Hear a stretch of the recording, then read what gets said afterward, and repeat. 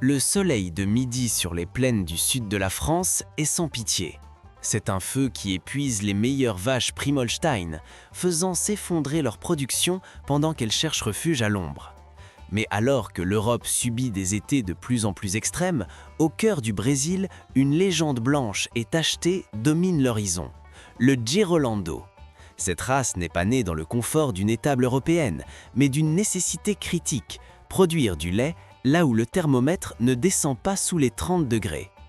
Beaucoup croient que le Girolando n'est qu'un mélange, mais c'est une architecture génétique de précision qui combine la résistance infinie du Gir Leitero à la puissance laitière de la Holstein. Pourtant, une question divise les éleveurs. Si la race est déjà consolidée, pourquoi les grands producteurs reviennent-ils toujours au croisement d'origine? Est-ce une erreur ou le secret le mieux gardé de l'efficacité? Avant que le soleil n'atteigne son zénith, abonnez-vous à ce coin de sagesse rurale. Ne laissez pas la mode dicter votre génétique, laissez les résultats parler pour vous. Le soleil ne caresse plus les pâturages. Il frappe désormais avec la massue de la réalité climatique sur l'échine du bétail, dans un ciel de plomb qui ne pardonne aucune flaque de faiblesse ni une seconde de fragilité métabolique. Dans ces vastes étendues de terre assoiffées, des garrigues du Languedoc aux plaines de la Crau, le travail de l'éleveur laitier s'écrit avec une calligraphie de sueur, de poussière et de patience infinie.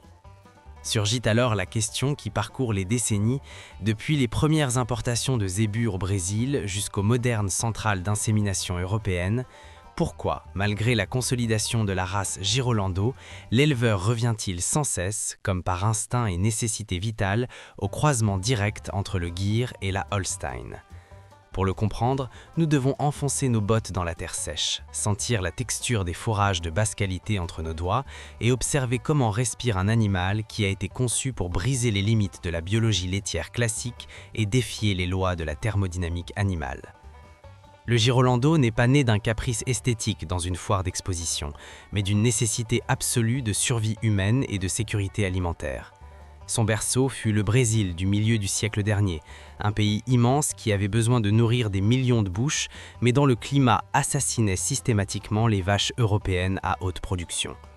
La Holstein, ou Primolstein, reine incontestée de la production mondiale, s'effondrait sous le soleil tropical. Son métabolisme, véritable moteur de Formule 1 conçu pour le frais de l'Europe du Nord, surchauffait jusqu'au collapso respiratoire. En revanche, le Gir Leitero, ce joyau génétique perfectionné par les Brésiliens à partir de lignées sacrées de l'Inde, patrouillait sous la canicule avec une insolence tranquille. Sa peau noire sous un poil clair, sa capacité à dissiper la chaleur grâce à un nombre de glandes sudoripares bien supérieur à celui des taurins et sa résistance naturelle aux parasites en faisaient le gardien du temple tropical. Mais le Gir seul ne pouvait étancher la soif de lait d'une nation. La solution fut une... Cependant, le grand secret qui maintient le croisement direct en vie aujourd'hui, même avec la race Girolando déjà établie comme lignage pur, réside dans un phénomène qui frôle le mystique dans la science, l'hétérosis ou vigueur hybride. Une curiosité biologique que tout éleveur à la botte crottée doit respecter est que lorsqu'on croise deux races génétiquement très éloignées, le Bos taurus européen, Holstein, et le Bos indicus asiatique, Gir, le résultat est une explosion de vitalité moléculaire. Le descendant de première génération, le fameux F1, possède une force vitale qui dépasse de loin la moyenne de ses deux parents. Cet animal ne se contente pas de produire du lait, il est plus fertile, ses veaux naissent avec un élan de vie supérieur et son système immunitaire est une forteresse contre les maladies du champ. C'est pour cette magie moléculaire que l'éleveur accepte le défi de repartir de zéro à chaque fois, cherchant ce 100% d'hétérosis qui est par essence la poudre allumant la rentabilité dans des systèmes où le confort est un luxe et où le climat est le seul juge de paix. Analysons la matrice, l'utérus qui soutient la viabilité de l'exploitation laitière moderne. Pourquoi ne pas simplement croiser Girolando sur Girolando de façon massive et automatique? C'est ici que la génétique devient un jeu d'équilibre périlleux. Lorsqu'on accouple deux animaux qui possèdent déjà un mélange de sang, Girolando fois Girolando, on assiste à ce que les techniciens appellent la ségrégation génétique. La descendance devient imprévisible. Certains veaux tirent excessivement vers le côté Gir, perdant ce potentiel laitier indispensable pour payer les factures de l'exploitation. D'autres tirent vers la Holstein, devenant des animaux trop fragiles qui capitulent dès le premier coup de chaleur d'août. Le troupeau perd son uniformité, cette sainte homogénéité qui permet à l'éleveur de planifier l'alimentation et la traite. En revanche, le croisement direct Gir x Holstein offre un produit standardisé, un soldat du sceau capable de transformer des fourrages fibreux en lait blanc tout en supportant la pression des mouches et un soleil qui fendrait la peau de n'importe quelle vache pure venue du nord. Dans l'élevage actuel, où le temps est de l'or et où le stress thermique est devenu une réalité annuelle dans toute l'Europe du Sud, le Girolando F1 représente le pont idéal de la résilience. Mais attention, ne tombons pas dans le piège de croire que le Girolando en tant que race pure n'a pas sa place d'honneur. Bien au contraire. Le défi des dernières décennies a été de fixer cette génétique pour créer le célèbre 5/8e Holstein 3/8e Gir. C'est la proportion d'or, l'architecture de précision. Elle permet de maintenir une production de lait d'élite, mais avec la dose exacte de sang indien pour que le système immunitaire ne s'effondre pas à 40 degrés à l'ombre. Cependant, pour atteindre cette stabilité, il faut une sélection rigoureuse, des décennies de données et une discipline que seul l'éleveur le plus professionnel peut soutenir. Le croisement direct est une stratégie de choc, immédiate et puissante. La race pure est une stratégie de construction, lente, solide et pérenne. La véritable différence, celle qui se voit dans la solitude de la fosse de traite et non sur les brochures brillantes des multinationales de semences, est que le croisement direct est le roi de la résilience instantanée, tandis que le Girolando pur est le gardien de la progression génétique standardisée. En France, là où les prairies verdoyantes d'autrefois laissent place à des paysages plus arides durant l'été, la leçon brésilienne est d'une clarté méridienne. La génétique est une arme à double tranchant, et c'est le système de gestion qui choisit le calibre. Un éleveur qui cherche une production stable et uniforme, avec accès à des programmes d'amélioration, choisira la sécurité du Girolando 5/8e sélectionné, celui qui doit affronter des conditions de plein champ extrêmes ou qui a besoin de maximiser la vigueur de ses veaux dans des systèmes moins contrôlés, reviendra inlassablement à la source originelle, au croisement primaire entre le zébu et le taurin. Parce qu'en fin de compte, quand la sueur sèche sur le front du vacher et que les vaches ruminent sous l'ombre longue des chênes, la seule vérité qui prévaut est celle dictée par la terre et le temps qu'elle est. Une génétique d'excellence ne sauvera jamais une gestion médiocre, mais un système robuste, ancré dans l'observation quotidienne et ouvert à la science des croisements, saura transformer tant la puissance de la Holstein que la sagesse ancestrale du Gir, en le pain quotidien des générations futures. Le Girolando n'est pas qu'une race, c'est la preuve vivante que la survie appartient à ceux qui savent marier les contraires pour conquérir un futur où l'eau est rare, mais où la nécessité de produire demeure sacrée. Le midi sur les plateaux n'est pas seulement une heure sur l'horloge, c'est un poids qui s'abat sur les épaules, un silence de plomb rompu uniquement par le bourdonnement électrique des insectes et le craquement de la terre sèche sous le pas lourd du bétail. Ici, là où le temps ne se mesure plus en secondes mais en cycle de lactation et en saison de lame, la génétique n'est pas une simple mode de laboratoire, c'est un testament vivant de survie. Pour comprendre pourquoi certains disent qu'un véritable éleveur ne joue pas avec des expériences sans base, il faut d'abord accepter que la Terre possède une mémoire organique qui ne s'efface pas avec les engrais. La France, tout comme les vastes étendues du Brésil, n'est pas un tapis vert et docile, c'est une mer faite de calcaire, de schiste et de granit qui a vu passer des légions, des conquérants et des bergers depuis que le monde est monde. Dans ce même sol, le Gir Leitero a écrit son histoire avec l'encre de la résilience, étant le pont sacré entre les mystères de l'Inde millénaire et la boue rouge du Nouveau Monde.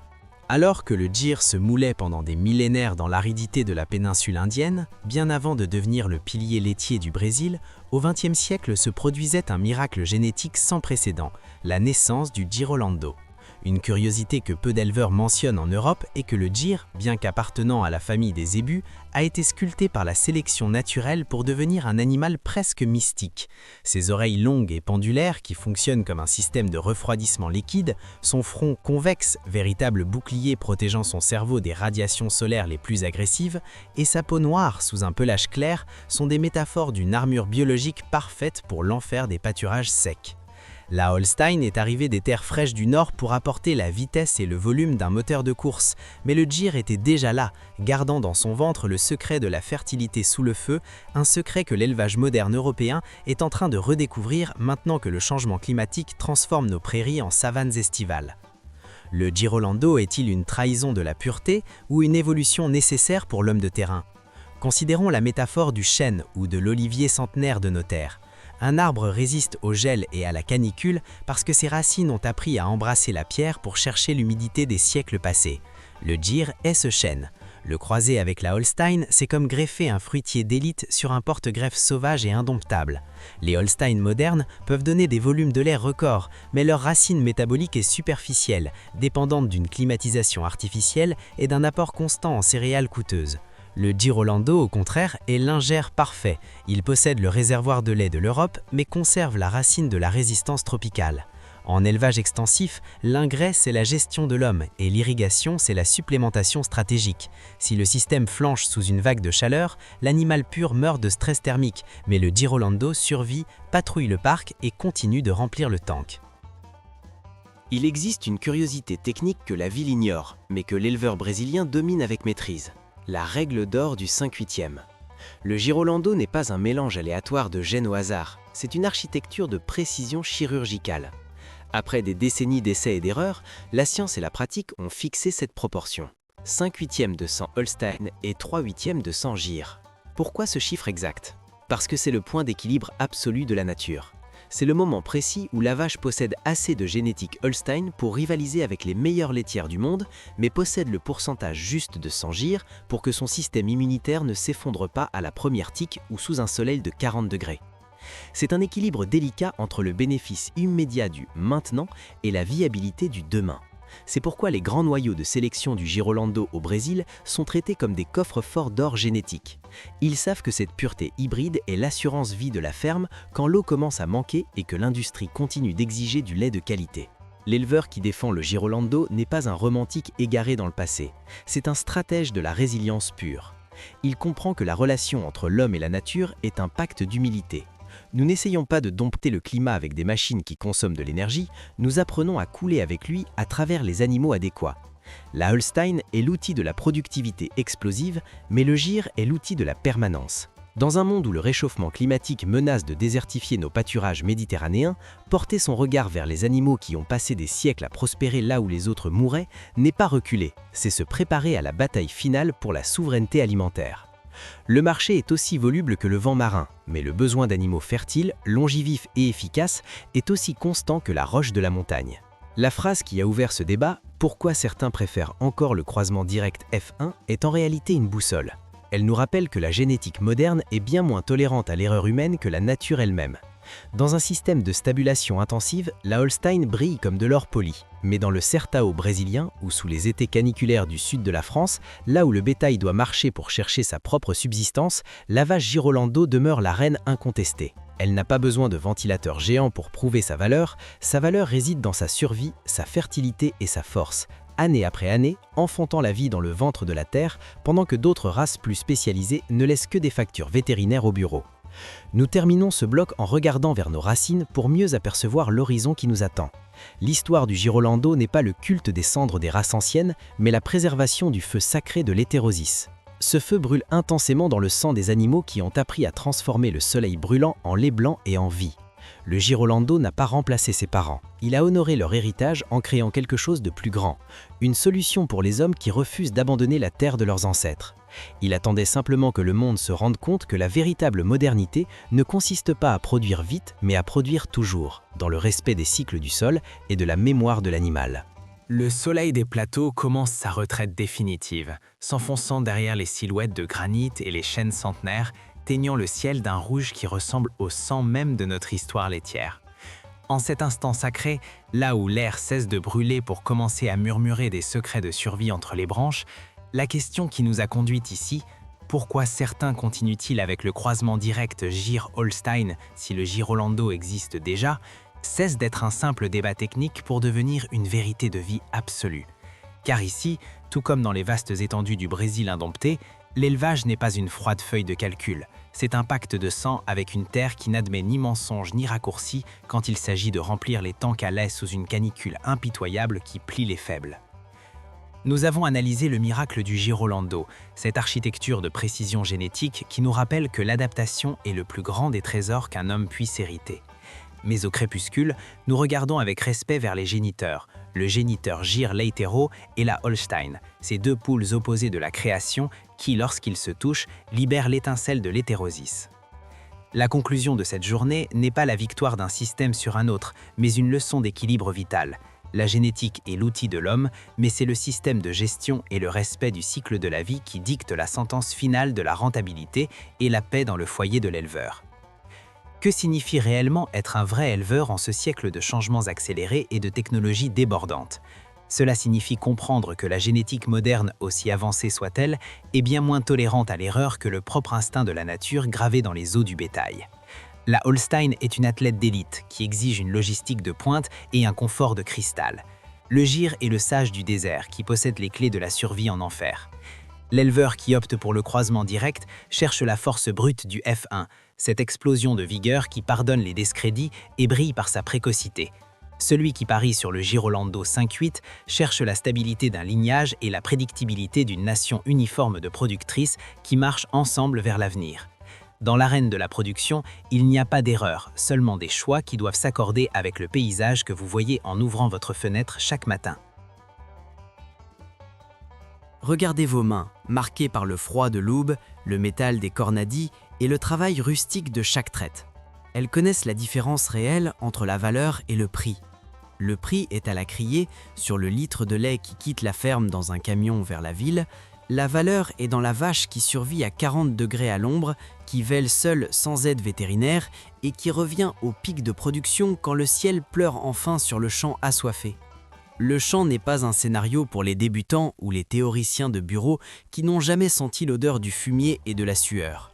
C'est une maîtresse d'austérité qui récompense la patience des siècles et châtie la superbe de ceux qui croient pouvoir dominer les cycles de la vie avec de simples algorithmes, en oubliant d'observer le reflet dans l'œil de leur troupeau. La nuit tombe et les étoiles commencent à veiller sur le bétail.